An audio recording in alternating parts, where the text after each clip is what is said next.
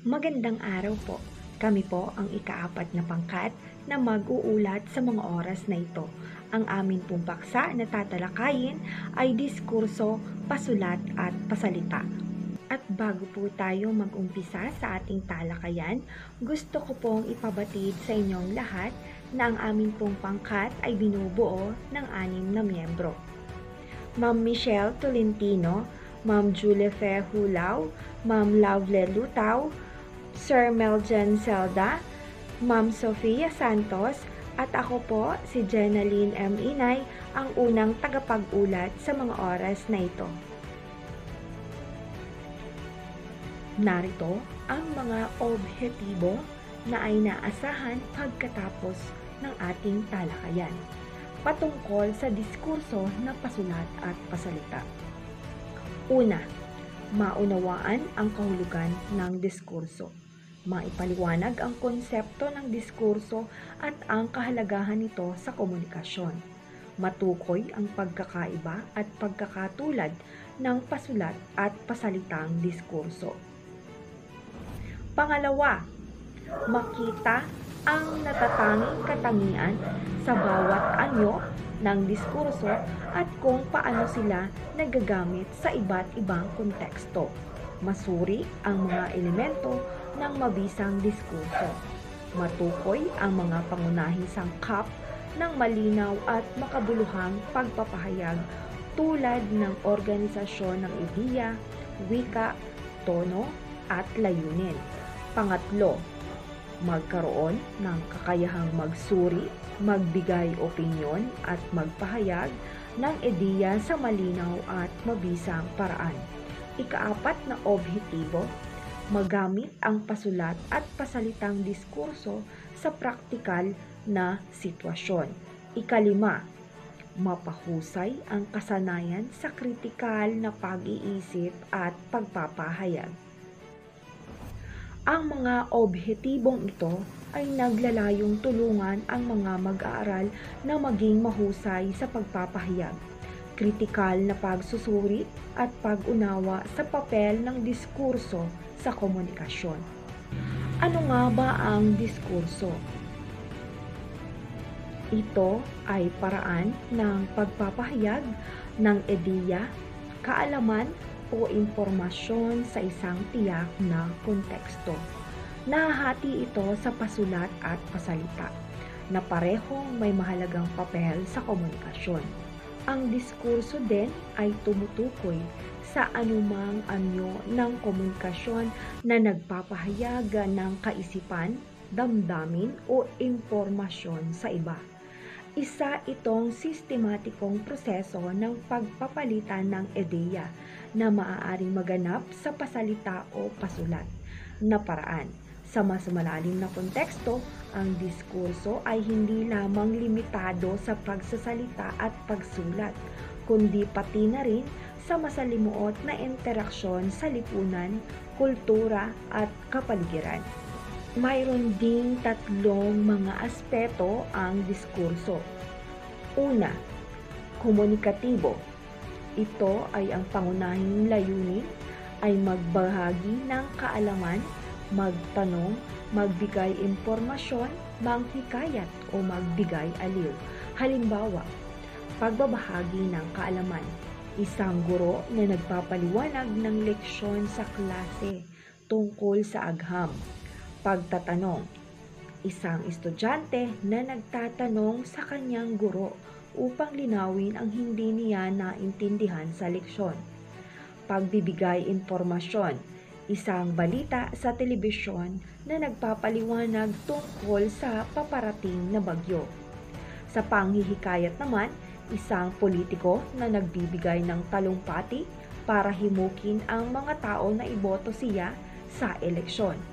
Ang pagbibigay aliw naman, ang isang halimbawa dito ay isang komedyante na nagpapatawa sa mga tao sa isang comedy bar.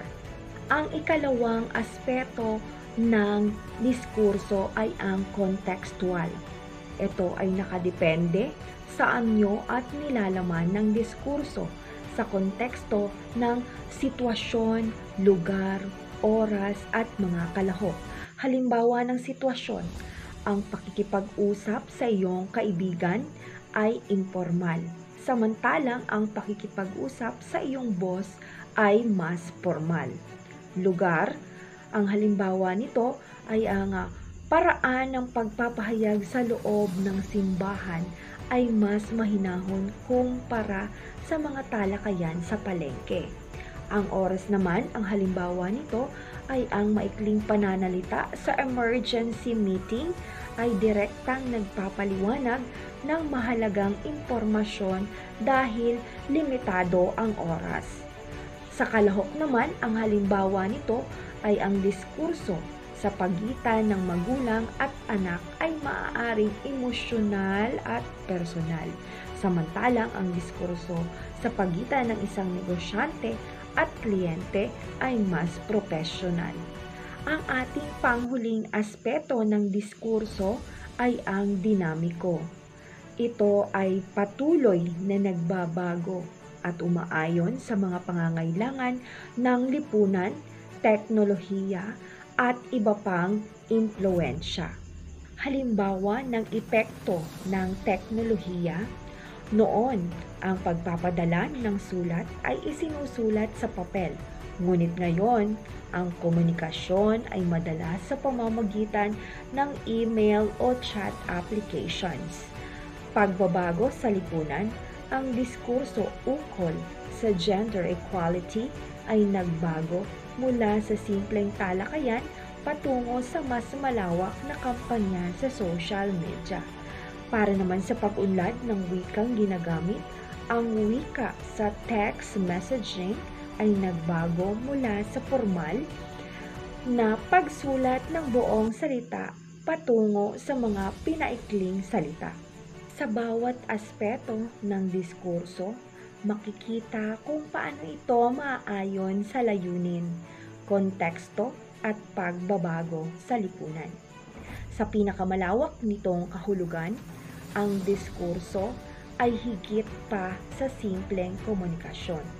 Ito ay isang makapangyarihang kasangkapan na humuhubog sa lipunan, na nagpapalawak ng kaalaman at nag-uugnay sa tao sa mas malalim na antas ng pag-iisip at pagkilos. Yan lamang po, at ang susunod po nating tatalakayin ay tungkol sa pagkakaiba ng diskursong pasalita at pasulat na iuulat po sa atin ni Meljan Zelda. Maraming salamat po sa pakikinig. Paalam. Po si Meljan M. Zelda mula sa Gloria Cluster 3E03. Pagkakaiba ng diskursong pasalita at pasulat. Diskursong pasalita. Ang diskursong pasalita ay isang uri ng komunikasyon na ginagawa sa pamamagitan ng sinasalitang wika. Karaniwan ito ay interaktibo, informal at may kasamang di-verbal na aspeto, tulad ng tono ng boses, kilos at ekspresyon ng muka. Mga katangian na batay sa agarang tugon ng kausap, hindi palaging formal at maaring magbabago depende sa sitwasyon. Kalimitan mas mabilis at di gaano organisado. Halimbawa, usapan sa araw-araw, magkaibigan nag-uusap sa kainan tungkol sa kanilang mga karanasan. Talumpati, isang politiko nagtatalumpati sa harap ng maraming tao upang ipahayag ang kanyang layunin. Panayam, ang isang reporter na nagtatanong sa isang artista sa live na programa. Number 2, diskursong pasulat. Ang diskursong pasulat ay isang uri ng komunikasyon na ginagawa sa pamamagitan ng nakasulat na salita. Ito ay karaniwang formal, organisado at nangangailangan ng masusing pag-iisip at paghahanda upang maipahayag ang idea ng malinaw. Mga katangian, permanente at maaring balik-balikan o basahin muli. Formal ang estruktura at may malinaw na simula, gitna at wakas. Hindi agad nagtatanggap ang tugon mula sa mambabasa. Halimbawa, sanaysay, isang artikulo tungkol sa epekto ng social media sa kabataan. Liham, masulat na mensahe tulad ng liham aplikasyon sa trabaho. Aklat, mga akdang pamanitikan tulad ng nobela o tula na nagbibigay aral o alin. Maliwanag, sa pagkakaiba, agarang tugon. Sa pasalita, mabilis ang interaksyon dahil ang tagapakinig ay agad na nakapagbigay ng tugon. Halimbawa, pagtango, masagot. Sa pasulat, may pagitan sa oras bago mabasa at masagot ang mensahe. Formalidad. Ang pasulat na diskurso ay karaniwang formal at sumusunod sa mahigpit na struktura, habang ang pasalita ay maaaring informal at mas natural.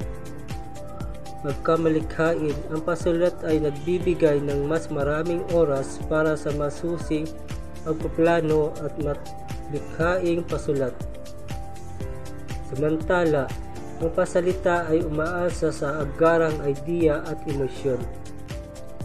Sa madaling salita, ang pasalitang diskurso ay nakatuon sa agarang komunikasyon, samantala ang pasulat na diskurso ay nagbibigay daan sa mas maingat at planadong pagpapahayag ng idea.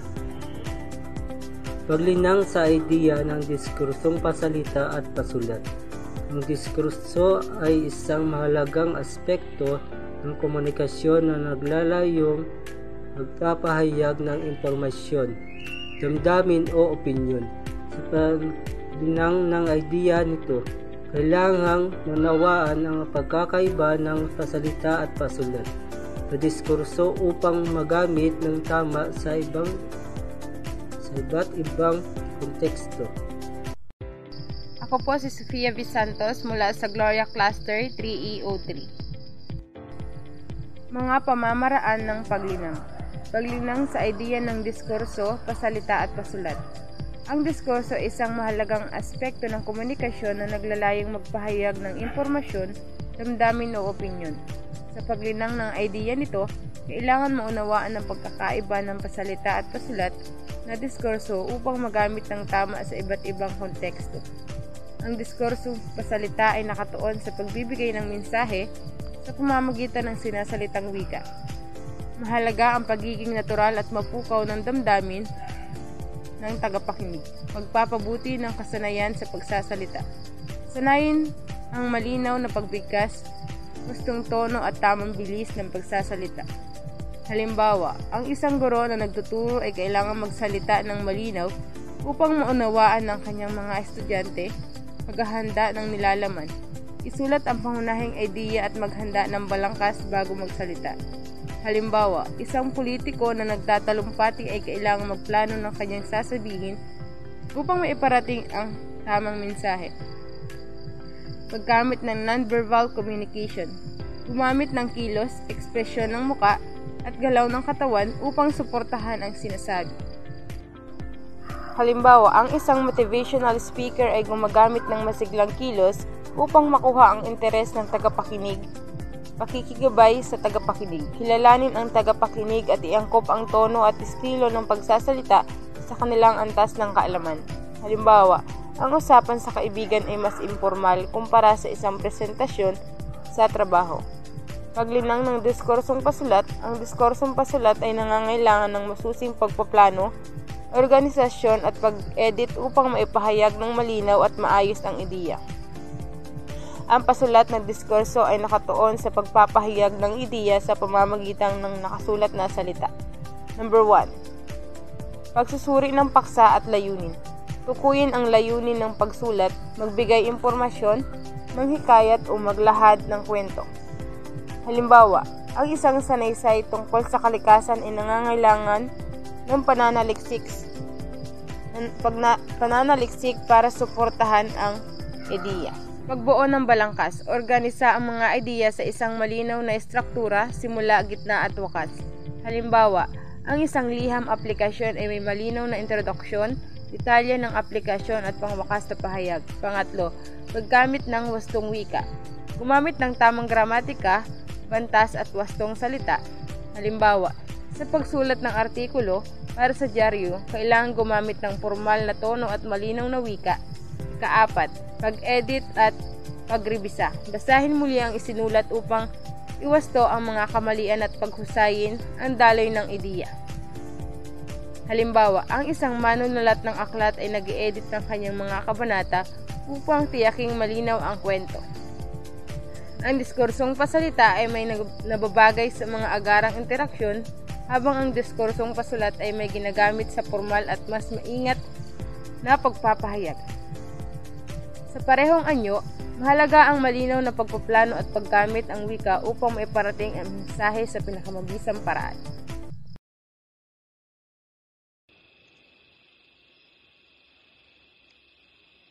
Magandang araw po sa inyo lahat. Ako po si Michelle Filipino, Section 3E03 from Gloria Cluster. At ang aking iulat ay tungkol sa organisasyon. Ano nga ba ang organisasyon? Organisasyon ay mahalagang aspeto sa diskurso. Tumutukoy ito sa maayos na pagkakasunod-sunod ng mga ideya upang malinaw na maiparating ang mensahe.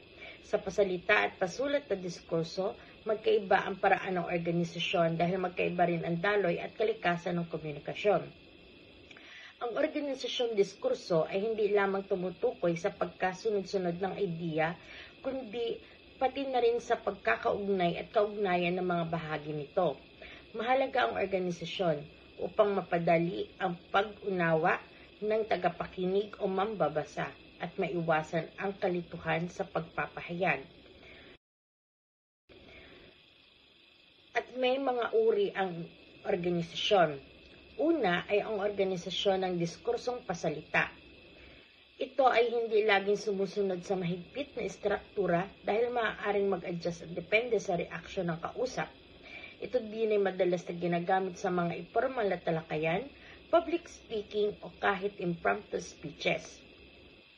Halimbawa ng organisasyon ng diskursong pasalita ay ang una ay panimula. Simulan sa pagbati, pagpapakilala o tanong na magbibigay atensyon sa tagapakinig. Halimbawa, sa isang talumpati, maaari itong magsimula sa "Magandang araw sa inyong lahat. Alam ba ninyo kung gaano kalaki ang epekto ng teknolohiya sa atin pang-araw-araw na buhay?" At ang pangalawa ay ang katawan. Ibigay ang pangunahing idea at mga detalye nito. Maaari itong hatiin sa 3 o higit pang mga puntos. Halimbawa, sa public speaking, maaring magbigay ng 3 idea. Ito ay epekto ng teknolohiya sa komunikasyon, pagbabago sa edukasyon dahil sa teknolohiya, at paano natin magagamit ang teknolohiya sa tamang paraan. At ang muling halimbawa ng organisasyon ay ang wakas. Isara ang talakayan sa pamamagitan ng pagbibigay buod o paghikayat sa aksyon. Halimbawa, kaya't naway sama-sama nating gamitin ang teknolohiya hindi lamang para sa sarili nating kapakanan, kundi para sa ikabubuti ng lipunan. At ang pangalawang uri ng organisasyon ay ang organisasyon ng diskursong pasulat. Sa diskursong pasulat, mahalaga ang maayos sa pagkakaayos ng ideya sapagkat hindi agad nakapagtatanong ang mambabasa. Kailangan malinaw at sistematiko ang presentasyon ng mga impormasyon. Katulad ng dapat may istriktong balangkas, introduction, katawan at conclusion. Kailangan ng maingat na pagplano upang masigurong organisado at lohikal ang daloy ng teksto. Halimbawa ng organisasyon na ito ay ang introduction. Naglalaman ng maikling pagpapakilala sa paksa at layunin ng teksto. Halimbawa, ang teknolohiya ay isang mahalagang bahagi ng makabagong mundo. Sa sanaysay na ito, tatalakayin ang epekto nito sa 3 aspeto. Ito ay komunikasyon, edukasyon, at ekonomiya. Pangalawa ay ang katawan. Dito, inilalahad ang pangunahing ideya na sinusundan ng mga suporta tulad ng datos, paliwanag o halimbawa. Maaring hatiin sa mga sumusunod. Unang talata, epekto ng teknolohiya sa komunikasyon. Ang halimbawa nito ay nagdulot ito ng mabilis sa pag-uusap sa pamamagitan ng chat at email. Ang ikalawang talata ay epekto sa edukasyon. Halimbawa, naging mas madali ang pag-aaral gamit ang online platforms tulad ng Google Classroom. At ikatlong talata ay epekto sa ekonomiya. Ang halimbawa nito ay napadali ang negosyo gamit ang e-commerce platforms tulad ng Lazada at Shopee. Pangatlo ay ang conclusion. Nagbibigay buod na nagmumungkahi ng posibleng aksyon o solusyon. Ang halimbawa nito ay sa kabuuan ang teknolohiya ay isang kapaki-pakinabang na kasangkapan, ngunit nararapat itong gamitin ng may pananagutan. Laging tandaan, ang organisasyon sa diskurso, maging pasalita o pasulat, ay pundasyon ng epektibong komunikasyon sa pamamagitan ng malinaw na daloy ng idea, naaabot ang layunin ng komunikasyon at naiintindihan ng lubos ng tagapakinig o mambabasa ang mensahe. Muli, ako si Michelle Tolentino, Section 3E03 from Gloria Cluster. Magandang araw po sa inyong lahat. Ako si Lovely Lutaw, ako ay mula sa Gloria Cluster. Kasalukuyan akong nasa 2 taon, Section 3E03. Natutuwa po akong ibahagi sa inyo ang aking paksa patungkol sa mga diskursong personal. Inaasahan kong makabuluhang pag-aaral natin online.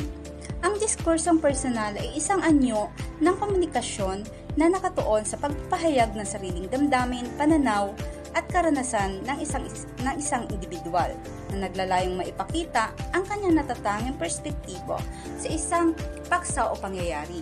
Karaniwan itong subjektibo dahil ang nilalaman nito ay batay sa personal na salubin at emosyon ng tagapagsalita o manunulat. Sa ganitong uri ng diskurso, mahalaga ang pagiging bukas at tapat sa pagpapahayag sapagkat ito ay nagbibigay daan upang mas maunawaan ng iba ang pagkatao ng isang individual. Maaari itong makita sa anyong ng tala-arawan, sanaysay, liham, o kahit sa mga informal na usapan. Ang diskursong personal ay hindi lamang nagiging daluyan ng damdamin at opinyon, kundi nagiging tulay din ito upang malpalalim ang koneksyon sa ibang tao at makapag-ambag ng inspirasyon o aral mula sa sariling karanasan. May mga halimbawa ng diskursong personal. Una ay tala-arawan o journal entry. Pagpapahayag ng mga saloobin o damdamin sa isang pribadong talaan. Ikalawa ay liham. Ang liham na nagpapakita na damdamin tulad ng pasasalamat, paghingi ng tawad o pagmamahal. Tatlo ay blog o personal na sanaysay. Mga sulatin na nagkukwento ng karanasan o opinyon hinggil sa particular na paksa. Ikaapat ay ang talumpating nagbibigay inspirasyon. Halimbawa nito ay ito ang aking kwento ng tagumpay. Pagpapahayag sa harap ng kaibigan o pamilya, mga kasyual na pag-uusap at naglalaman ng mga personal na damdamin at pananaw. Meron ding mga katangian ang diskursong personal. Una, dapat ito ay may emosyon. Ito ay nagpapahayag ng damdamin o saloobin, halimbawa isang sulat para sa kaibigan na nagpapahayag ng pasasalamat. Ikalawa ay ito dapat ay may kwento, madalas na nagsasalaysay ng sariling karanasan. Halimbawa isang personal na sanaysay tungkol sa unang araw ng trabaho. Ikatlo ay ang subjektibo, nakasalalay sa sariling opinyon o pananaw, halimbawa ang blog post tungkol sa paboritong libro. Ikaapat ay ang pribado o publiko, maaaring isulat para sa sarili o para sa ibahagi sa iba. Ito ay mahalaga sapagkat nagiging daan ito para mas makilala ang sarili at maipahayag ang mga bagay na minsan ay mahirap sabihin ng direkta. Ang diskursong personal ay isang mahalagang anyo na nagpapahayag na nagmumula sa puso ng isang individual. Ito ay nagiging daan upang maipahayag ang sariling damdamin, saloobin o karanasan na nagbubukas ng mas malalim na koneksyon sa iba o nagbibigay linaw sa sarili. Sa pamamagitan ng emosyon, kwento at pananaw, nagiging makulay at makabuluhan ang komunikasyon. Ano man ang layunin nito, pribado man o publiko, sa huli, ang diskursong personal ay sumasalamin sa natatanging pagkatao at kaisipan ng isang tao na nag-inspirasyon at aral para sa sarili at para sa iba. Maraming salamat po. Magandang araw po. Ako po si Julie P.M. Hulao from Section 3E03 from Gloria Cluster. Uri ng diskurso. Ang diskurso ay tumutukoy sa paraan ng pagpapahayag at pakikipag-ugnayan upang maiparating ang impormasyon, idea, damdamin at opinyon. May iba't ibang uri ng diskurso na nagkakaiba-iba ayon sa layunin, anyo at paraan ng komunikasyon. Number 1 is diskursong naratibo. Tumutukoy sa pagsalaysay ng isang kwento o pagkakasunod-sunod ng mga pangyayari. Layunin nito ang maglahad ng isang karanasan o kaganapan, halimbawa, kwentong bayan, maikling kwento at tala-arawan. Number 2 is diskursong deskriptibo. Tumutukoy sa paglalarawan ng tao, bagay, lugar o pangyayari. Layunin nitong ipakita ang malinaw na larawan sa isipan ng tagapakinig o mambabasa. Number 3 is diskursong argumentatibo. Tumutukoy sa paglalahad ng lohikal na pangangatwiran upang maipagtanggol ang isang panig o opinyon. Layunin nitong kumbinsihin ang tagapakinig o mambabasa. Halimbawa, debate, sanaysay na nangangatwiran, editorial. Number 4 is diskursong expository. Tumutukoy sa pagpapaliwanag o pagpabigay linaw sa isang konsepto, proseso o impormasyon. Layunin nitong magbigay kaalaman at paliwanag. Halimbawa, lektura, artikulo sa encyclopedia at instruction. Number 5 is diskursong persuasive. Tumutukoy sa pagpapahayag na layuning hikayatin ang tagapakinig o mambabasa na kumilos o tanggapin ng isang idea. Halimbawa, advertisements, patalastas at mga kampanya. Number 6 is diskursong informative. Layunin nito ang magbigay ng tuwirang impormasyon, datos o balita sa isang malinaw na diretsyong paraan. Halimbawa, balita, ulat at mga presentasyon sa trabaho. Ang bawat uri ng diskurso ay may kanya-kanyang gamit at layunin na mahalaga sa epektibong komunikasyon sa iba't ibang aspeto ng ating buhay. Bilang konklusyon, ang iba't ibang uri ng diskursong naratibo, deskriptibo, argumentatibo, expository, persuasive at informative ay mahalaga sa epektibong pagpapahayag at komunikasyon. Ang bawat isa ay may natatanging layunin gamit mula sa pagsasalaysay ng kwento at paglalarawan ng mga detalye hanggang sa paghihikayat ng pangangatwiran at magbibigay kaalaman.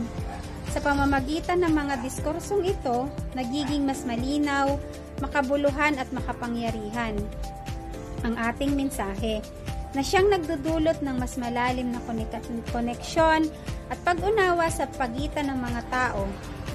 Sa huli, ang kakayahang makagamit ng tamang uri ng diskurso ay isang mahalagang kasanayan para sa mabisang komunikasyon sa personal, professional at panlipunang larawan.